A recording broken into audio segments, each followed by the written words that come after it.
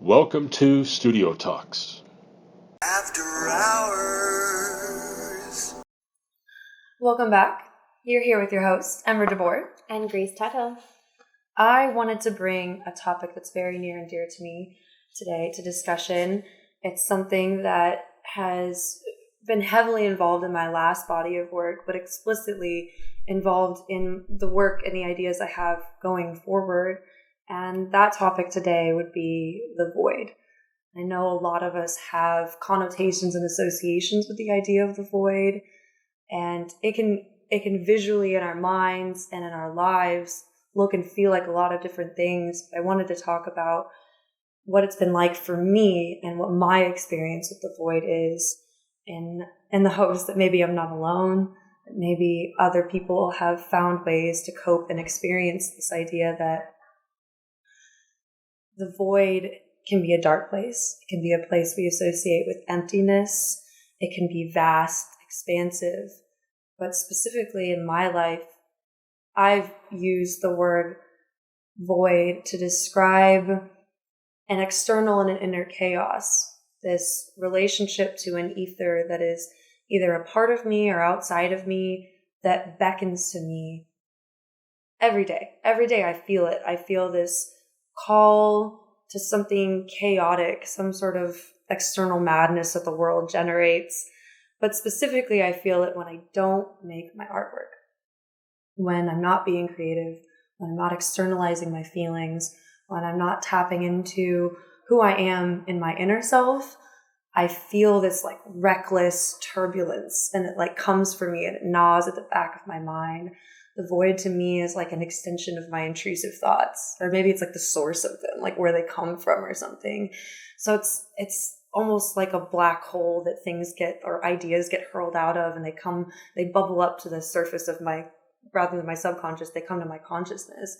And in weird moments and strange times, I feel that recklessness the most when I'm not making artwork.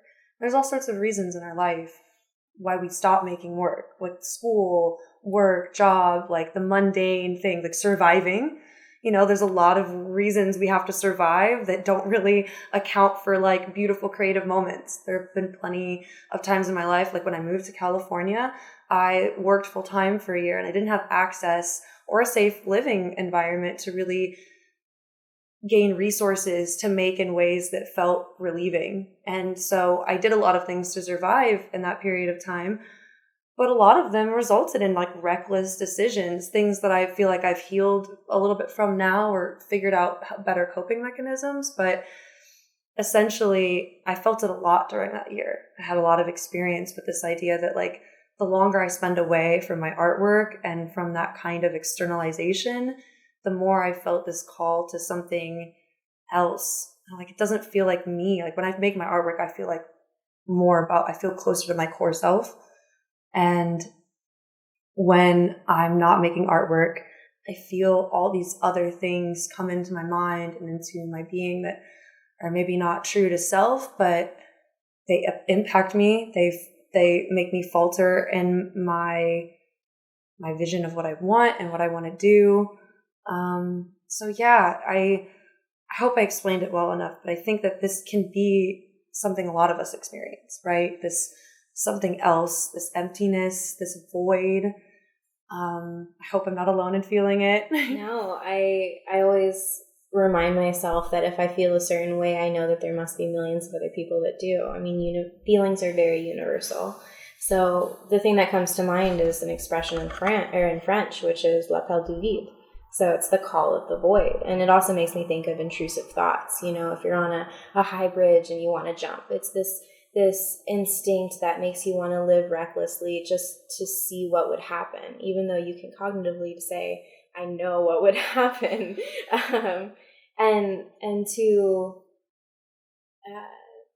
to have those feelings that make you want to live recklessly, but then to cope and to say like, no, I'm not going to do those things. I'm going to create art instead. And in that, I'm going to feel grounded. I'm going to feel connected to myself, and I'm going to stay on track with what I intend to do with my future. Yeah. So I think that there's like a parallel between what I call the void and this idea of shadow self, or like maybe they're not the same thing, but there's a tie between like the darkness of the void, or like the emptiness, or the unknown that comes with the idea of the void, that ties into the unknown of the shadow self. Especially when we like, I don't think a lot of people are like great at always being in touch with the shadow self. That's something that's very difficult, and a topic some people don't even really acknowledge. And so I don't think they're the same thing exactly, but there is this element of, like I think in my mind, when I visualize the void, it is literally empty space or something in the vast, but rather than like literal space outside of the earth, it's an empty space, or like a cosmos within inside my mind. Well, from a psychological definition, the void is about manifesting emptiness or manifesting nothingness, right? So it's a little bit maybe counterintuitive to have the void be everything and nothing at the same time. Yeah, or the idea that manifesting something inherently means it's a thing, and then you're also manifesting nothing. So that in of itself it's impossible for us to actually, as human beings, have only ever experienced sense and like the experience of physical reality, to truly comprehend nothing. Like visualizing black empty space is still visualizing something. And that's like an interesting dichotomy in philosophy with the void.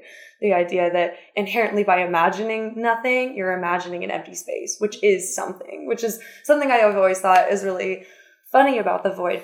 But part of the reason I and you brought this to the table today is because you have a very different experience with the void, or at least a shift in definition or experience with it, right? Absolutely. And so my understanding from what you've shared today is that your artwork is a way to kind of like keep a lid on the void and kind of have that sense, that autonomy and sense of self, and be able to pursue despite the power and presence of the void kind of pulling you back into the ether and into everything and into nothingness all at once. And for me, I have a dramatically different relationship with the void, and the fact that I'm trying to visit it as often as I can. So one of our favorite dichotomies of mine. I know, I love that we have so many differences. But so when I spend time making artwork, I lose time. I'll be in the studio for 10 hours, hopefully, on a good day, minimal, and it'll feel like just a couple. And for me, I lose my sense of self, and I feel connected with the ether in that sense. And I too feel a pull to the void on a day-to-day basis. But for some reason, it's romantic to me. I want to go to it. I'm just trying to be patient and trying to visit it as often as I can in my moments of meditation in the studio. And that's my interpretation of your version of the void. You say meditation, mm-hmm. and this idea that we join the void when we work on our artwork, which would seem almost opposite to what I just described, which is that like when I don't make my work, I feel like this ensuing chaos that calls to me. But there's something really beautiful about the idea that maybe we join something else when we go to a certain place, that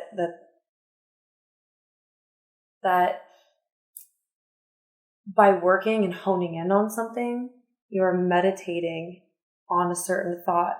But for you, that equates to a certain kind of void as well. And that's why I talked about connotation. The connotation of the void does a lot of different things. And I did want to relate it back to the idea of a worldview I have. And I think that I would like to share this with people and see what other people think, because my view of the void, the fact that it's like this chaotic ether, right? We both described it as an ether, but we tap into it in different ways and use it for our own purposes in different ways. And explicitly, a very detailed extension of how I use my relationship to the void is I see three, like a triad, right? Like three things that are connected that help me understand and move past those reckless feelings, which would be magic, mindfulness, and chaos. And so chaos represents the void itself. The idea that the world is a chaotic place. The external world doesn't, sometimes you find patterns in it, but honestly, like, it's a vast, expansive place where randomness and things happen to you, and you don't have control over everything that happens to you, but you are a part of the living, breathing, existing world, and chaos is a part of that existence. But explicitly, that through mindfulness, which is the term I use to kind of describe awareness, presence, the moments where we are working on our artwork, and magic, the actual moments where you channel chaos. Through mindfulness, you create magic. And like, what a beautiful way to take chaos, use mindfulness, and turn it into magic, and like funnel this energy that is hurled at you. Things happen to you every day, and we're intaking and externalizing as artists all the time. And so the connection between these three things for me is that the magic is when we coalesce our skills and our ability to intake the information and turn it into art. And so that's the way I really cope with the void. And it is a coping mechanism. The void when I was younger, when I didn't understand any of these things, was a really dark place for me. I would attribute all of my high school angst to the void. But because I didn't have ways to articulate, to understand why I felt that way. There was a moment in my life where I realized that artwork had the ability to make those intense feelings feel farther away. Not that intensity of feeling is bad, but that kind of darkness, doing things that you know aren't good for you, doing things, finding ways to relieve that feeling other than art were never nearly as healthy as art itself. And so when I was younger, yeah, I felt it all the time. And as I got older, I found more ways. And even just in the last year and a half, have I developed that idea of magic, mindfulness, and control. And that has to do with meditation. That's my connection to the kind of void you're talking about. The idea that mindfulness is meditation. And so mindfulness is a way to tap into the void, but tapping into the void in a way that's utilized for you. Yeah, it is kind of funny that we have this difference of avoiding the void versus visiting the void. Avoid the void. The void. I swear we need stickers. We need stickers for sure. Let's manifest that. So it seems like, and it's not that you're avoiding the void, you're very connected to it, but this is how you use that angst while also still remaining your sense of self and empowering yourself to live while you're here, despite that pull, and to create things that are worthwhile. So we're very similar in that sense, for sure. But it is dramatically different because I have this romanticized version of the void where I'm just like, God, I think about it every day and I just want to join it and I'm ready for it and I love it, but I'm here. So I'm going to use my time wisely, and I try and use my time visiting because I know in the future it will be a permanent thing. I can't wait.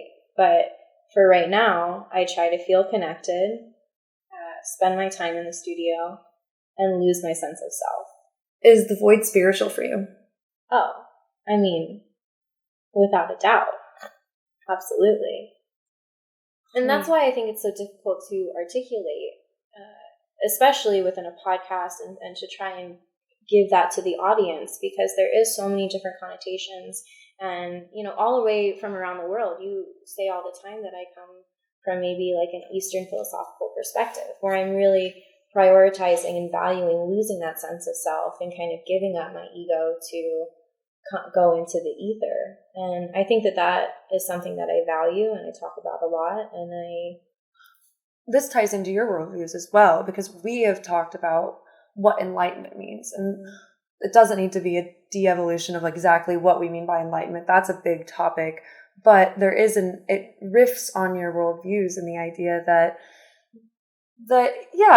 joining the void, this meditative stance, that this joining nothingness or getting as close to being just a present existence is what, even monks, I talk about it being Eastern philosophy because this is something that's talked about in Taoism and stuff like that, where trying to get to a meditative state where you do become a sense of presence and essence, and getting as close to that as possible is the path to enlightenment, right?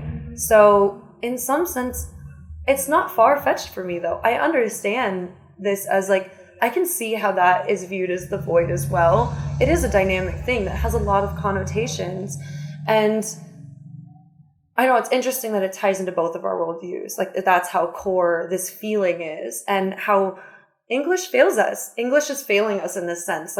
We're trying to define two very robust, separate feelings that touch on our core beliefs. So that go by the same name. Yeah, right? That go by the same name. But I think it's obvious from what we're talking about here, these are two, you feel in a state of meditation or trying to reach the void. And I feel like I have been, in a sense, running from the deep chaos. And it's not that I don't confront my shadow self with my work either. We talk about it in connection to the shadow self. It's not that I'm entirely running from the shadow self by avoiding the deep chaos with my artwork, but rather the conceptual value of my work explores my shadow self but the actual making the artwork makes me not need these kind of reckless, I always called it calculated risk growing up. Everyone growing up. And when people ask me why I did certain things or why I lived, moving to California was a risk, and the way I had to save money to move here was a risk. And people ask me why do you make such big moves, such big steps? And I think I've always felt the drive away from the void as being a big help and motivation, but it's about calculated risk and understanding that by continually throwing myself into what I needed to do, what I wanted to do, my goals, I was reaching something further. And it's a weird dichotomy that avoiding the void, getting away from it, or understanding its presence and doing what I can to mitigate the chaos it makes me feel also push me towards what I needed to go towards. And in that sense, it feels like a cosmic force. We've talked about it as manifesting nothing, or this cosmological idea that's attached to our worldviews. And that's a big thing.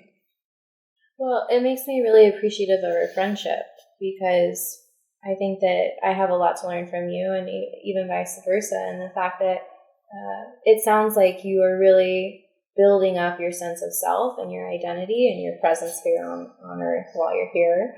And I have spent so much time focusing on releasing that, right? And we're all kind of coping, and who's to say that one is better than the other? And so I'd love to try and kind of implement your style of how to have a strong sense of self. And that's not to say that I don't think that I have a strong sense of self, but you do it with a gusto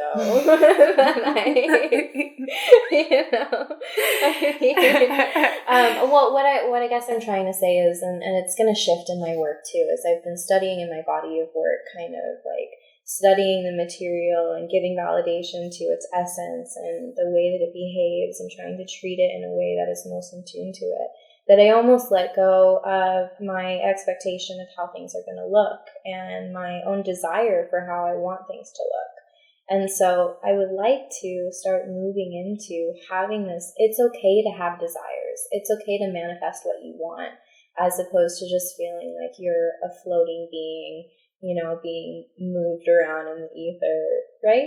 It's beautiful that we're almost being pushed from opposite ends of the spectrum here, right? Of what the void. Yeah. Yes. Right. I'm sorry. But that's a beautiful complementary moment. You were talking about the meditation element and how you want to release this assertion over things. And I am constantly trying to figure out how to navigate and assert myself without getting caught up in also presence, but also making and being the flux between the two. There's an interesting push towards the middle I'm seeing happening through our conversation. Like, and that does seem like a good compliment to the idea that maybe the void is a universal driving feeling because it's inherently necessary to like feeling human. Yeah. I think it motivates everybody in different ways, and whether or not you feel comfortable with the emptiness or whether or not you feel comfortable in your sense of self, and what is more at home for your being, and how can you push towards what makes you feel the safest while you're here. Maybe I want to circle back to the idea that English is failing us. Like what are other ways for us to define, like let's say I was to be like, okay, what I'm experiencing might not be that, like, let's say we're describing two separate feelings, two entirely separate feelings. And maybe my version isn't the void. Maybe your version is. Maybe your version isn't the void. Maybe mine is. Would I guess playing devil's advocate to your side of thing, I'd be like, well, your experience of the void is just meditation. Like, what's the difference between the two, really? I'm just curious. Sure, that is a little bit challenging, right? Because I don't want to trivialize it and say like, oh, my experience with the void is just meditation. Meditation has a lot of connotation, and it comes, it's a different, depending on the culture, right? So I'm kind of coming up with my California experience of like being raised here in Sacramento. And so meditation is this mindful practice of clearing your mind and living life intentionally and manifesting what your future is going to hold. And it's not an accurate representation for every culture. When I say meditation, it is a moment in which I am not burdened by the pull of the void. So it is perhaps maybe a little bit contradictory, right? So in my day-to-day, when I'm not making art, I have this call, the l'appel du vide. I'm being pulled in, these intrusive thoughts, suicidal ideation, things like that. And then I go into my artwork. I lose my sense of self. I lose my sense of time. You lose your attachment to these burdens, let's say that lightly. I do. I lose this discomfort of just being, but also being connected to the ether, but also disconnected. And so when I'm making art, that disconnection disappears. I feel completely connected to the void. And it's my safe space. It's where I feel safest. No, I see that. That's a lovely distinction. I think that's really lovely. Because, I struggle to get away from the idea that the void is anything other than sometimes a manifestation of my intrusive thoughts. I view it as a place when I talk about this chaos. What am I really feeling that's chaos? That can be really vague, right? Chaos is a lot of things, but I think the world can be noisy. Like, you spend a lot of time out in the world and like you're constantly, especially right now, with 15, 30-second bits of information being thrown at you, scrolling on Instagram, you're constantly intaking, and the world feels noisy and other things feel noisy. And so this chaos is kind of a resounding feeling. I also feel chaos on the inside when I'm constantly subjected to my intrusive thoughts. And the intrusive thoughts themselves, that intensity of the outer world and my inner chaos, I think that both of those things come from a similar place of discomfort and ether. They're both coming from a similar source, which I'm calling the void. And my discomfort in those things, my discomfort in that chaos has to be channeled. But you're talking about that beautiful distinction of like, I have to release those things. And by releasing those things, I become a part of the void that's calm, it's meditative. So maybe the void is always a safe space, but by those intrusive thoughts that pull to the void, it's really just about the void making you aware of the things that are disconnecting you from it. I can see that. A thought that comes to mind is that like depression is your body's like telling you that you're not okay with the way that you're living right now. like your body is unhappy, you're malnourishing yourself either like physically, spiritually, and so when your body tells you you're not okay, you have to make changes. And so this call to the void is saying, hey, something's wrong. You're spiritually disconnected from the ether. And so living recklessly is probably the quickest fucking way of getting to it, girl. You're right. You're absolutely right. Yeah. The idea that, and I think you're hitting a note there, because it is a matter of feeling detached from my core self. Like I mentioned that in the beginning, like I spiritually feel disconnected. I don't feel grounded in my physical reality when I'm not making artwork. And so this connection to making the artwork spiritually connects me, realigns me with who my inner self is. And that alleviates those intrusive thoughts, that alleviates those dark, chaotic feelings that call me to do all sorts of crazy things. Yeah.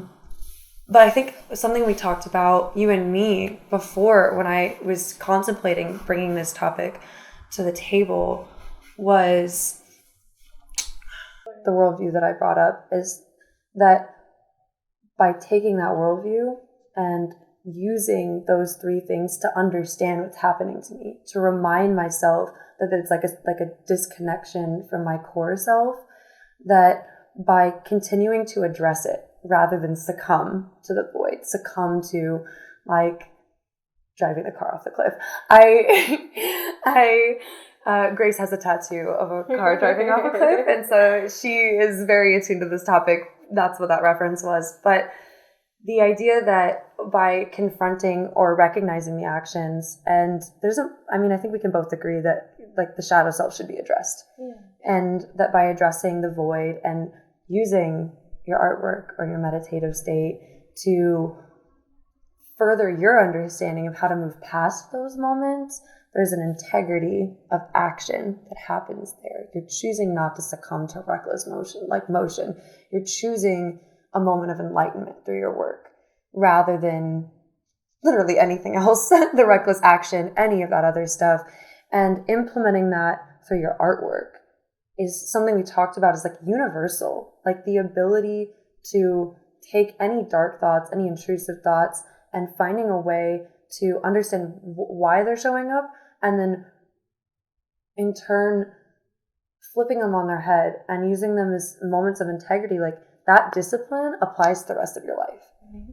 Well, you're consciously deciding to choose self-love, self-manifestation, creation, and what's more the void than love? I mean, there's an expression that there's only two emotions. There's love and fear. There's harmony and discourse. And so the discourse, the intrusive thoughts, that's what shows up as a symptom of your disconnection to pure love. And through your artwork, you are creating, you're manifesting love for yourself and love for the universe and love for the void. It's a deep connection to the ether. Yeah, that's something I've always loved, that I've read in philosophy before as well. This idea that the act of creation itself, externalizing, we brought this up before, the idea that like Newton's law of motion, like reaction equals, like reaction back onto something, right? The idea of if you make something, you are creating yourself simultaneously. How could you externalize something without internally creating something as well? And I think through that lens, we definitely see self-creation, and to decisively make something, knowing it will create another element to you, another perception of yourself, that is self-creation. And inherently, it has to be self-love. To do it with intention, I can't see that as anything other than self-love. And well, I want to be honest in like how much I admire you for having that strong sense of self and that investment in yourself and your artwork. And I want to analyze myself a little bit further as I continue my practice on why I seem to reject my sense of self in the process at all. I know that we've kind of talked about like my affinity for maybe Eastern philosophies on having that ego death and that humility and gratitude for the universe. But, I'm also a local California artist, and there's lots of different cultures to pull from here. And I would like to continue to work on validating my sense of self, validating my own desires and my manifestations and my creations as a form of self-love, as well as giving that up. It's contradictory, but I firmly believe that two things can exist simultaneously while being contradictory. I do know you love your dichotomies. I do love it. I love it so much. And I think we should also, like, I'm going to give you credit, externally give you credit, while you talk about wanting to implement this sense of self into your work more. I think we should also just credit that you're absolutely in love, head over heels obsessed with your own medium. And that has consumed a lot of, you want to hold your medium up for display, up for people to really appreciate how process impacts your work. And so, yeah, you hold these Eastern philosophies. Yeah, they impact the meditative, the loss of sense of self as being a pure thing and being something to hone in on. And I think, but that shows through your inner work in the sense that you just want to highlight the beauty of ceramic material and process in and of itself. But you do have a very strong, personable sense of self. You do. Absolutely. It is funny that your process right now doesn't reflect it as much. But yeah, I want to give you credit and say that's just because you're in love with the medium you use. That's very sweet. I have been focusing a lot on giving validation to the material and the essence and the spirit of the material. And so for me to have that humility once a piece is finished, to know that it is not just a self-reflection, it's not just a manifestation and a representation of myself, but that there is a separate entity being manifested within the work. There's a lived experience of my non-living creations, and in that sense they are just as beautiful and valid and worthy of recognition and compassion as, you know, your loved ones. I mean, I could add on to the train of thought here and be like, there's also things I could recognize in my understanding of the void that, like, it's been a driving force to push me to move forward, but in some sense that also feels like the running motion, the running away motion, the idea of you know, I've seen it as, I don't want to say a negative. I definitely don't see the void as a negative. I've always felt really comfortable embracing the darker concepts in my artwork and things like that. But the idea that I don't see the void as something that can have dual meaning, that can have two ends of the spectrum, that it makes me recognize this disjunction with my core self, with my spiritual self.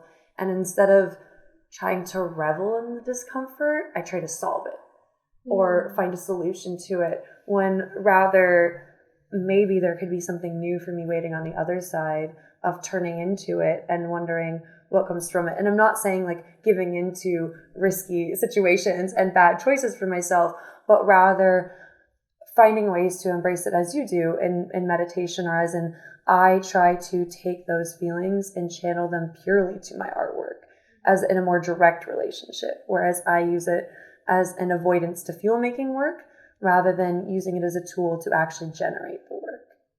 So yeah, I think we both can learn something from the two sides of the void. Yeah, we've from clearly each explored. other. Yeah.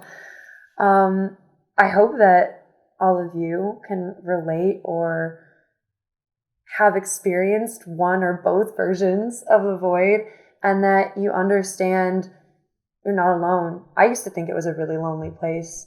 I didn't talk about, I